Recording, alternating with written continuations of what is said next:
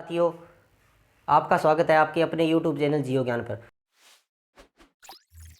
Psychology का अगला topic. तो अपने साइकोलॉजी के पिछले टॉपिक में आपको बताया था कि पावलोव के बारे में बताया था, जो कि रूसी मनोवैज्ञानिक है। तो अब अपना अगला टॉपिक रहने वाला है बाल मनोविज्ञान की अवस्था। तो अब अपने बात करेंगे बाल मनोविज्ञान की पहली अवस्था के बारे में, जिसे क्या बोलते हैं, शैशवावस्था बोलते हैं। क्या बोलते हैं? शैशवावस्था। शैशवावस्था। तो देखिए साथियों, शेष अवस्था का टाइम पीरियड कब से कब माना गया है? शेष अवस्था का टाइम पीरियड माना जाता है जन्म से 5 या 6 वर्ष तक। कब माना जाता है? जन्म से 5 या 6 वर्ष तक। तो अब अपने आगे बात करेंगे कि कौन कौन से साइकोलॉजिस्ट ने क्या क्या इनकी परिभाषा दी है। तो अपने फर्स्ट नंबर पर बात करेंगे वैलेंटाइन के बारे में।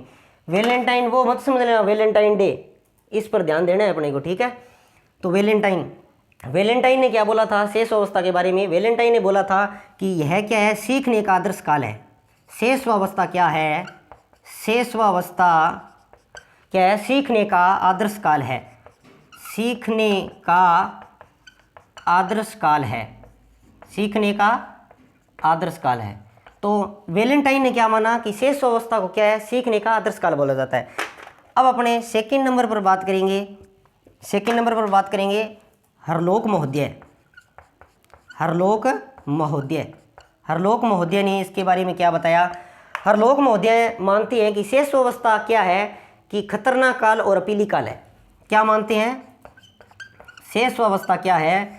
खतरनाक काल और अपीली काल। ये अपने अनुसार खतरनाक काल और अपीली काल मानते हैं। किसको मानते हैं? शैशवावस्था को।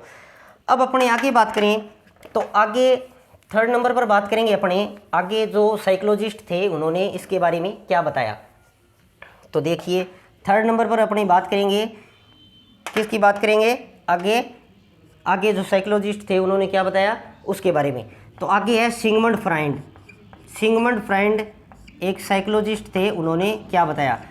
सिगमंड फ्राइड ने शैशवावस्था के बारे में बताया कि बच्चा क्या है, शेष अवस्था के बारे में बताया, बच्चा भावी जीवन में जो बनता है वो क्या है, इसी अवस्था में बन जाता है, ठीक है। बच्चा भावी जीवन में जो बनता है वह इसी अवस्था में बन जाता है। मतलब इसका कि इन्होंने माना है कि बच्चा क्या है, भावी जीवन में जो बनता है उसका पता यहीं से चल जाता है, ठीक है। अब अपने आगे बात करेंगे फोर्थ अपने कौन से हैं? Good enough. कौन से हैं? Good enough. तो कहते हैं कि व्यक्ति का या बालक का विकास क्या है, जो भावी जीवन में होता है उसका विकास 3 वर्ष में हो जाता है। क्या मानते हैं?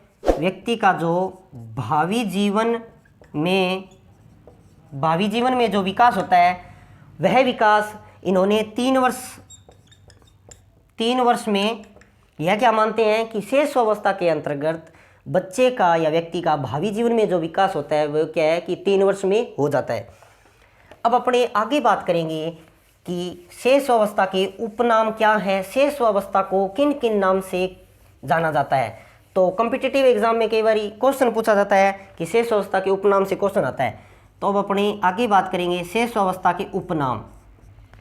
तो देखिए साथियों, शेष अवस्था के उपनाम क्या मानते हैं? शेष अवस्था को बोला जाता है अतार्किक चिंतन की अवस्था। क्या बोला जाता है? अतार्किक चिंतन की अवस्था। और इसे क्या बोला जाता है? खिलौनों की आयु भी बोला जाता है। क्या बोला जाता है? खिलौनों की आयु। और थर्ड नंबर पर अपनी बात करें तो अनुकरण की अवस्था भी बोलते हैं, क्योंकि बच्चा क्या होता है, शेष अवस्था में अनुकरण द्वारा सीखता है। अनुकरण की अवस्था, बच्चा क्या करता है, इसके अंतर्गत अनुकरण द्वारा सीखता है। तो अब अपने आगे बात करेंगे कि इनकी विशेषताओं के बारे में, कि शेष अवस्था की विशेषता कौन कौन सी हैं। शेष अवस्था की विशेषताओं के बारे में तो देखिए शैशवावस्था की विशेषताएं क्या क्या है। फर्स्ट नंबर पर अपनी बात करें तो यह क्या है, भावी जीवन की आधारशिला माना जाता है इसे। शेष अवस्था को भावी जीवन की आधारशिला माना जाता है। क्या माना जाता है? शेष अवस्था को भावी जीवन की आधारशिला। सेकंड नंबर पर बात करें तो अपनी बात करेंगे इसके अंतर्गत क्या है, शारीरिक और मानसिक विकास तीव्र गति से होता है। शारीरिक और मानसिक विकास क्या होता है? तीव्र गति से होता है।